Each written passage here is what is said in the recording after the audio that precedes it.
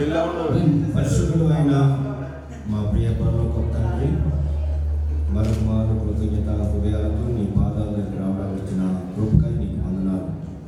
ప్రభావ మీ సేవకులు మా ప్రియులు శాంసన్ గారిని వారి కుటుంబంలో నువ్వు ప్రేమించి అనుగ్రహించిన ఈ చక్కని సుందరమైన గృహాన్ని బట్టి నీకు స్తుతులు చెల్లిస్తాం.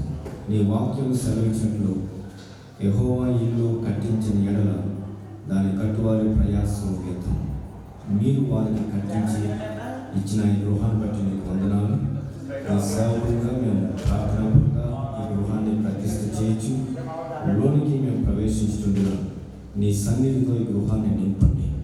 ప్రభా, ఈ గృహంలో ఎవరు అడుగుపెట్టినా నీ సన్నిధిని అనుభవించినట్లుగా అనేకులకు ఆశీర్వాదకరమైన దీవెనకరమైన ఆతిథ్యాన్ని ఇచ్చే గృహముగా, మరి ముఖ్యంగా ఈ గ్రామానికి ఒక పరలోక గవినిగా ఉండడానికి మీరు సహాయం చేయమని ప్రార్థన చేస్తున్నాం.